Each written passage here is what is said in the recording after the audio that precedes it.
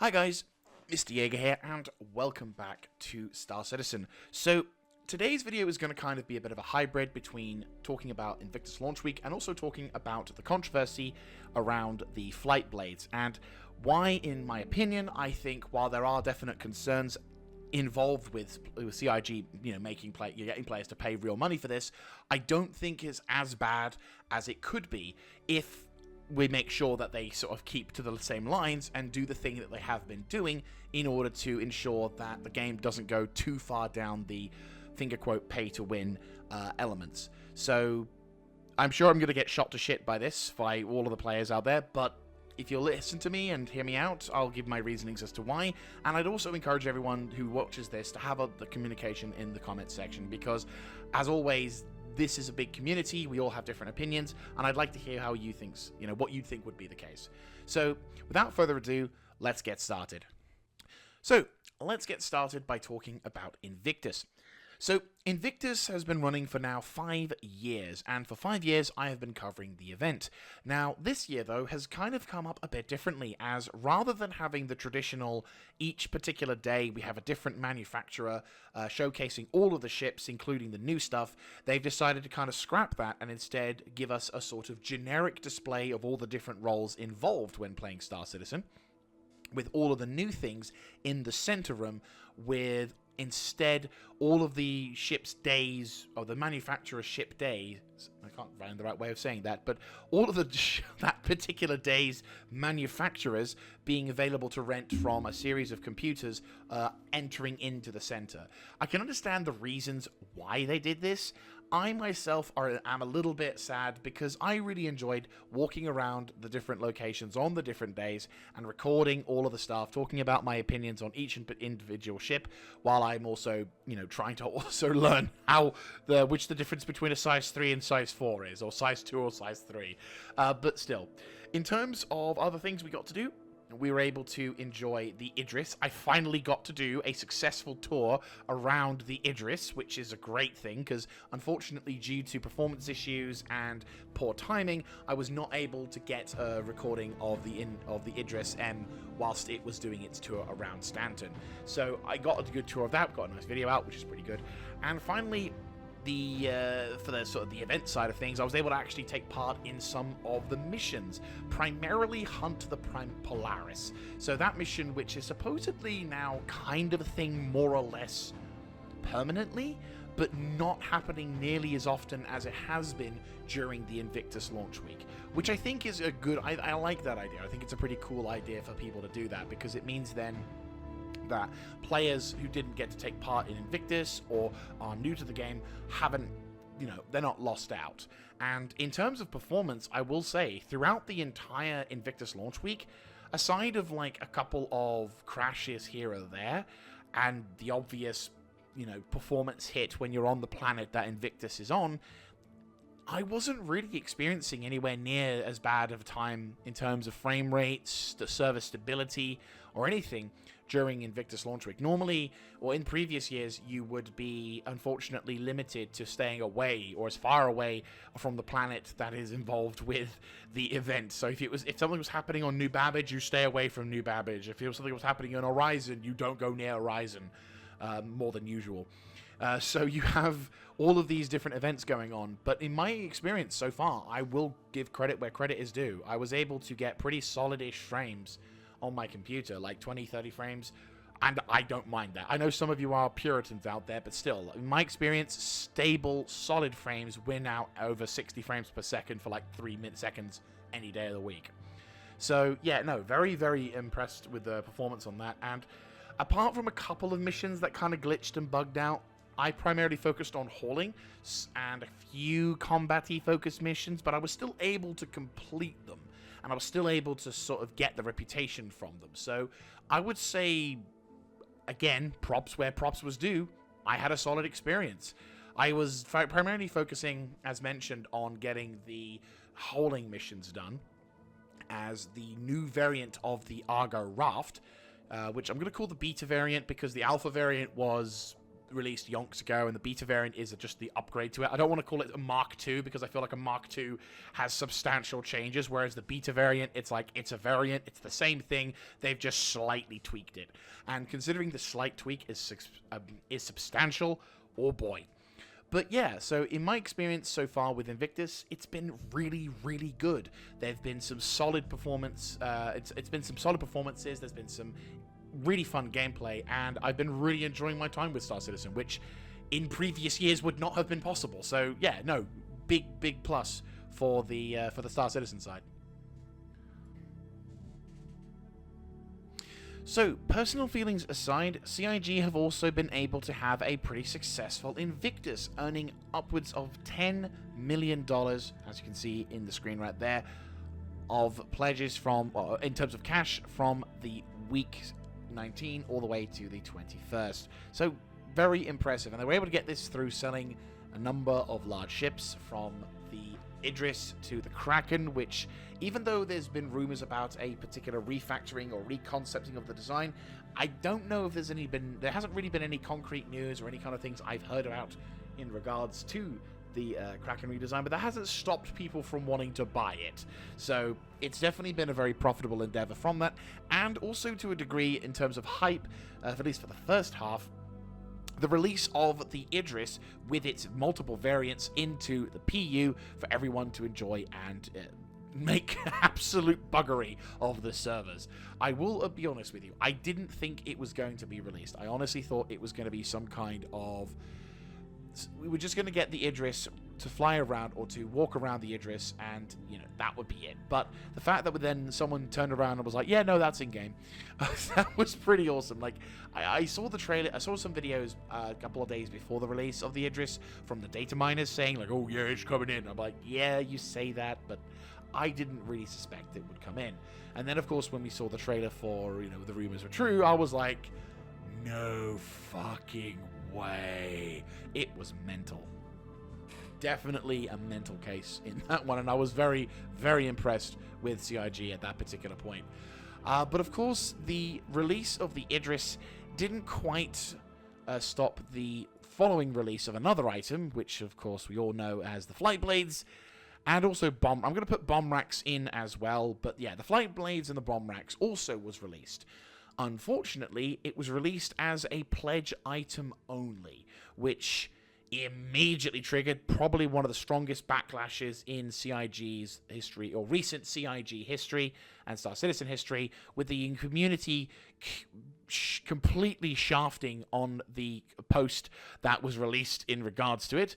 And I myself made a comment on the thing saying, do not go down this pay-to-win path, because at the time of the release, it was a component that, for those who don't know, the Flight Blades in Star Citizen is a component that you can add into the ship or into the ship's computer to automatically handle certain aspects of your ship, whether it be flying or maneuverability. And rather than having the pilot focusing on 100% on this factor, it would improve some elements automatically, making it easier for the pilots to do a specific thing, either going faster or or being able to turn a bit faster or doing whatever. The bomb racks is also a different thing, where basically you were able to swap out some of the weapon components or some of the missile racks for bomb racks on a number of vessels as well, and being able to utilize size 3 bombs on lightweight, fighters or various other vessels in the process. And these items being a pledge only item, I 100% agree with the backlash at that point, and I personally think that it was a very poor decision to be made. Very much sounds like an EA thing, but aside of that, it was a poor decision that was made, and it got the right amount of backlash as a result. CIG then made a follow-up post to say that they made a mistake, that they were to make it available in June as well for the following patch of 4.2, and that subsequent content releases would also have the item be released at the same time that the item is released on the pledge store. Now, this didn't get as much popular reaction as CIG probably would have liked to have admitted, and it's definitely still not a popular thing and has kind of divided the community somewhat. For those who say that they don't really care, and those who are defending the decision, saying that CIG needs to make their money somehow, and those who are fundamentally against the decision, stating that this is just the beginning of the game becoming pay to win. So it's definitely divided the community, and there are good and bad points on both sides of the spectrum. For me personally, and I'm probably going to get a shot at by a size 10 Mac railgun for saying this, I don't believe the flight blades are nearly as bad for the game and the release of things as people make it out to believe. When you have a look at the statistics that is currently available, you can see why. So, I'm on the website SC Ships Performance Viewer. I'll leave a link down below in the description for this, but to briefly describe this website, it's a website that allows you the ability to see the different stats of all the different systems for ships, FPS gear, where items can be found, all of that jazz. And I'm in the flight controller section, and highlighting all of the vessels that currently have the flight blade elements. And you can also see at the top left here, this is the stats for the live build 4.1.1, and over here you can see the stats for the 4.2 PTU that is currently in is in its first wave at the time of recording. So the ships we're going to be looking at a little bit is going to be, first of all, the Avenger Stalker, because this is currently the ship that is currently first, and then I'll highlight a few of the other vessels as well to kind of make the point. So we'll look at the base stats of the Avenger Stalker. The first being that its SCM speed is at 260, its max nav speed is at 1425, its SCM boost speed is at 610, with its forward speed being 610, backwards 280, its pitch being 52.5, its yaw being 48.5, and its roll being at 180. And if we push further along to the right, you can see that the stats are as follows, all of that jazz. So going across to the first flight blade for the Stalker, we're talking about the Stalker flight blade handling. So the SCM speeds for the handling aspect, which shows better handling, the SCM speeds for the Stalker is only down by 8. The maximum nav speed is only down by 20. The forward boost speed is down by 10. The backward speed down by 10. But the pitch is only up by 1 degree. Same goes for the yaw, and for the roll, it's only 2 degrees faster. And if we proceed to look across the back side of this particular area, there are no changes to any boost multipliers or anything, indicating that these particular things are in fact the controversial elements. Like there's no substantial changes in comparison to what the base stats show. We look at the better speed option. Now the better speed option shows a 10 SCM increase, a maximum increase of 20 on the nav point. On the SCM boost speed, 620 is increased by only by 10. The backward element is increased by 10. The pitch is down by 1. The yaw is down by 1, and the roll is decreased down to 178. And again, across the board, we go down and we see no multiplier changes, no other items or anything of that note. So if we now leave the Avenger Stalker and go to a more dedicated combat vessel, let's have a look-see at the Redeemer. Or actually, probably let's more look at the Aegis. Let's have a look-see, the Aegis Gladius. Probably the famous one. Here we go. So the Gladius. So the base stats 225, max 230, forward 520, backward 268, pitch 70, 52, 200, and whatever. So the handling, we're only down by about 9. Down by 10 for the max. The forward down by about 10. Backwards down by about 10. Pitch only increased by 1 degree. Yaw 2 degrees. Roll 2 degrees. Not that much of an improvement. And across the line again, pushing towards this section. Once again, no real change. Come out of the better handling and go to better speed. The 233 on the SCM. 1250 on the max.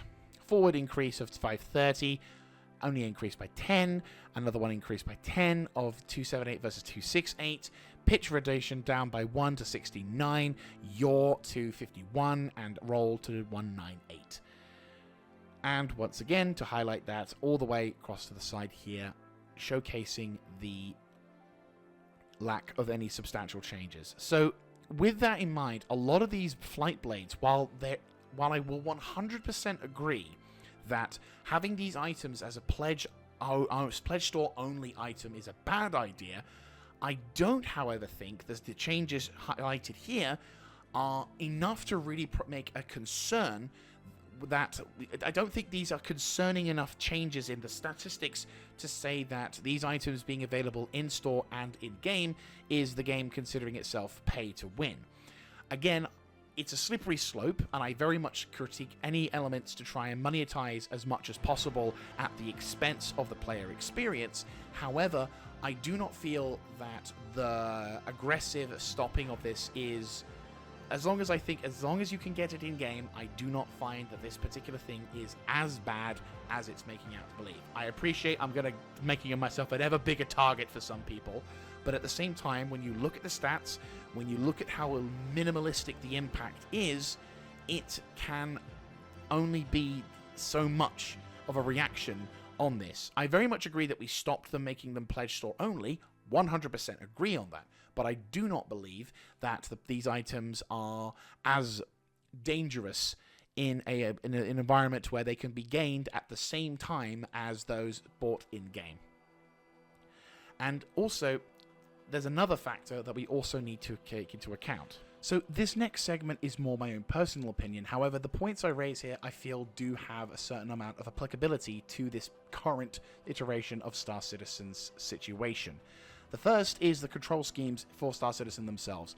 Some players will have an advantage over others based on the control schemes that they have. Mouse and keyboard players may have an advantage over joystick or dual stick players.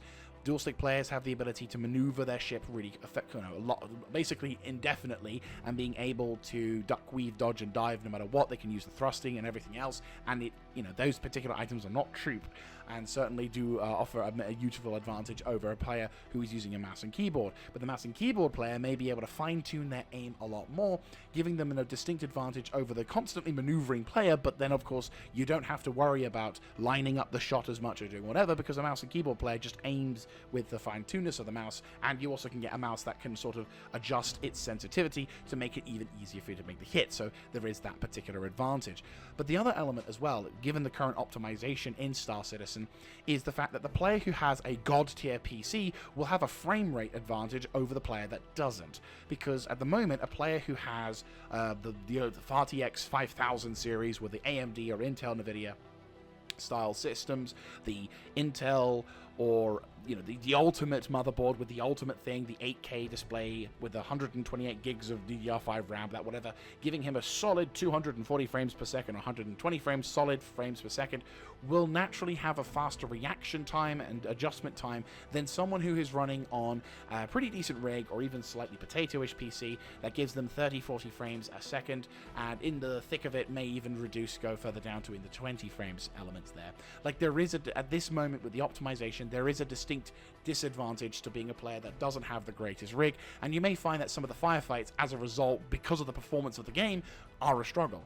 That is a concern that I would say is a factor when it comes to the balancing elements in Star, or the fairness in terms of what could be perceived as balanced in Star Citizen. Obviously, this particular thing, as time goes on, the game's going to become more stable. They've already talked about, yonks for now, about stability, playability, and all that jazz, but that's still something that you can't help but feel that there is an advantage in that realm.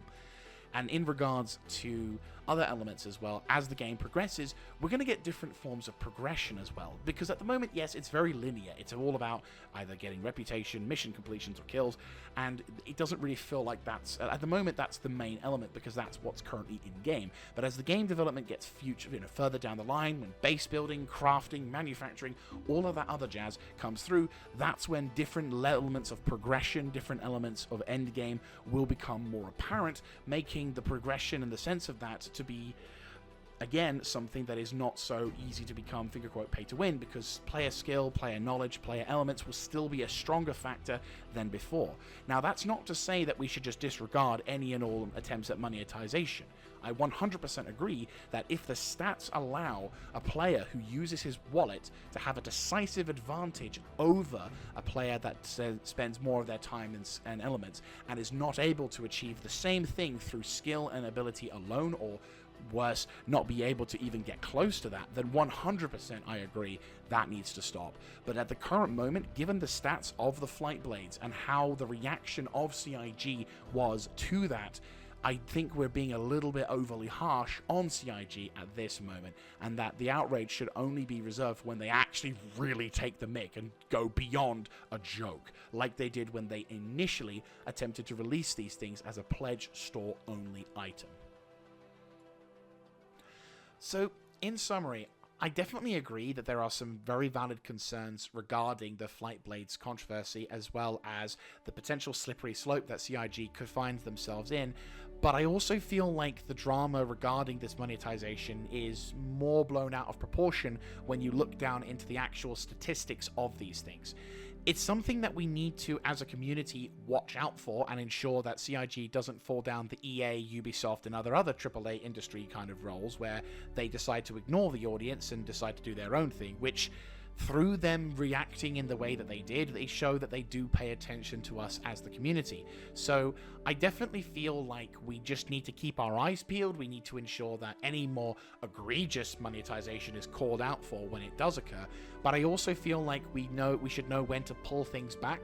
Otherwise, it ends up with the community just becoming known for reacting and knee-jerking at any particular moment without having any reasonable discussions. So let me know what you think in the comments section down below. I realize I've lit a fuse with this particular video, but I kind of feel like this drama thing is not really beneficial to the outer audience of the prospective players who might get the wrong end of the stick dependent on which particular side you're on. So do let me know what you think in the comments section down below.